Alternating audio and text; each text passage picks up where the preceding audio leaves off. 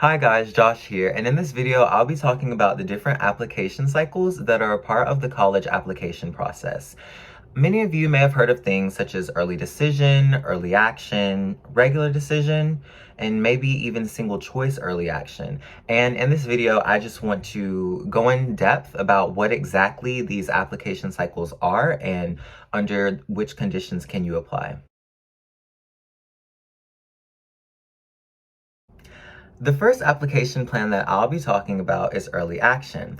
Early Action is a non-binding application plan with an early deadline. Typically, schools will require that you submit your application by late October to early November, and you'll receive an admissions decision no later than December 15th, around there, mid-December, I would say.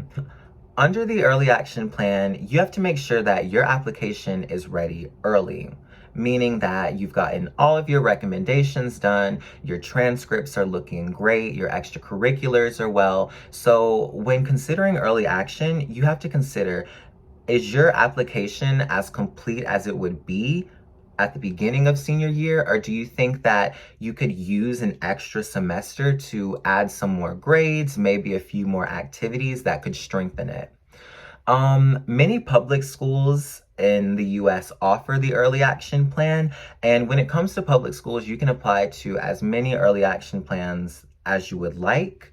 And a perk of applying early action is that schools typically favor their early action applicants because they took initiative to apply early, and applying early demonstrates a certain level of interest in the school that applying regular does not. So when you apply early, there's probably going to be a higher chance that you are admitted because colleges feel that those who apply early will most likely accept the decision at their school.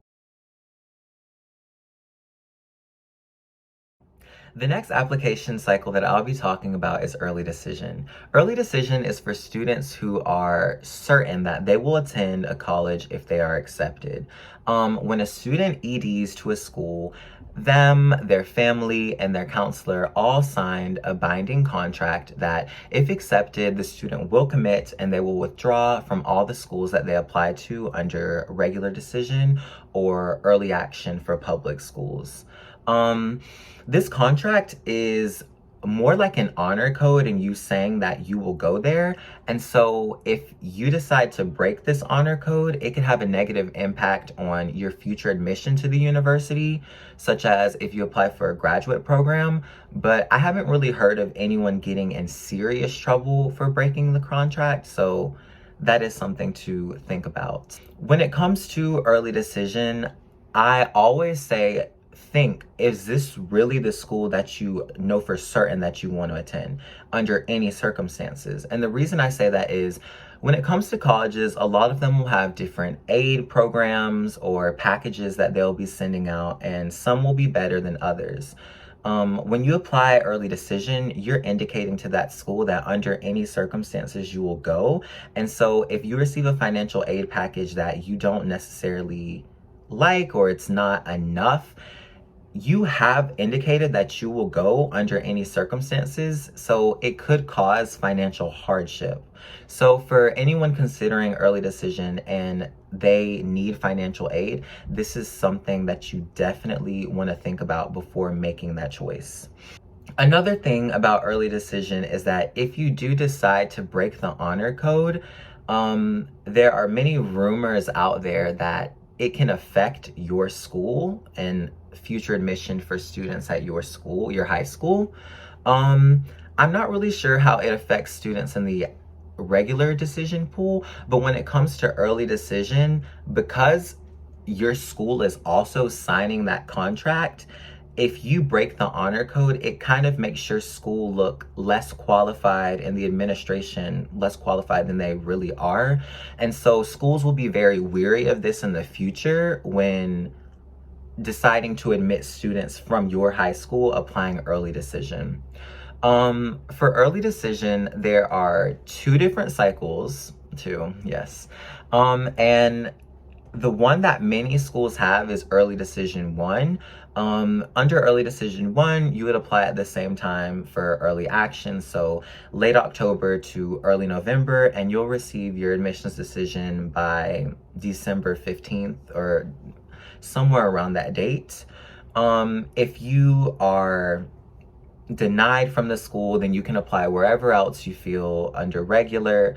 But if you are deferred, meaning that you are pushed into the regular decision pool, in this case, you can apply under regular decision anywhere, or you can decide to early decision to a second school. And so ED2 is going to be around late December to early January for the application deadline.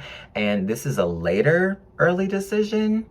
And I'm not exactly sure when you'll receive your admissions decision, but if you are accepted, you are obligated to commit. And so it's kind of the same thing, but just pushed back later. The next application cycle that I'll be talking about is known as restrictive early action or single choice early action. And so basically what this is many private schools will have this option. If they don't have early decision, it'll either be restrictive or single choice. And what this means is that under this application cycle, you're only allowed to apply to their school.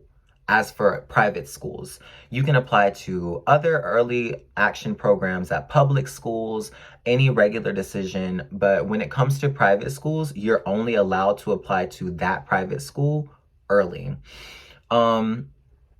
I applied restrictive early action to a school, and it wasn't a requirement that I sign anything. It's a little bit different from early decision because it's not binding. You still have until May 1st, which is the National Commit Day, to decide if you want to go to that school, but you just get an admissions decision earlier than usual. There is one condition though where you can apply early to other private schools, and this is in terms of if there's a certain scholarship deadline that you will miss if you do not apply early. So if you want to go to college A and you restrictive early action there, but college B, which is also private, has scholarship deadlines that are before the regular decision. This is the case where you could apply because those scholarships may be very important in you attending, and other private schools they know that and they want to be considerate.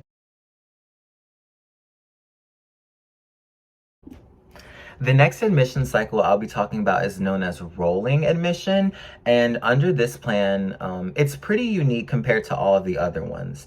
So under rolling admission, admission will start probably at the beginning of your senior year, and it'll run into the summer after you graduate. When a college of your choice is rolling, it's important that you try and get your application in as fast and as quickly as possible, because in about 2 to 3 weeks after receiving your application, the college will give you an admissions decision. And so what this means is that for colleges that have a certain amount of money they can allocate to financial aid every year and a certain amount of housing spots, they are going to be admitting and giving out money until it gets towards the end where it's very narrow and they only have so much to give. So if you know that you need financial aid, it's very important to apply earlier so that they can ensure that you'll receive all the aid that is demonstrated. Versus if you apply later, you may not be able to get all of the aid that you need, which will make the school unaffordable for you. So this is a application cycle to consider. A good amount of public schools offer rolling admission, but it's not really seen in more selective schools. The last admission cycle I'll be talking about is regular decision. Regular decision is the most popular by far, and under this application plan, your application will be due late December to early January, and you'll receive a decision late March to early April. Under this application plan, it gives you time to get some grades in for senior year. So if you didn't necessarily have the strongest grades from freshman to junior year, this is your chance to build your transcript even more with the full semester. You can continue filling in extracurricular activities. And so I always recommend a regular decision for people who still need a little bit more time to build their application to where it can represent them the best. One of the downsides to regular decision, though, is that it is definitely harder to get in under the regular decision plan. And what I mean by this is when a school has early action or early decision and regular decision, by the time that a student applies under regular decision, the class is already somewhat filled. And for example, if you have a school of 2,000 students, per freshman class. And under the early action and decision plans, they filled the class by 1,000 students already.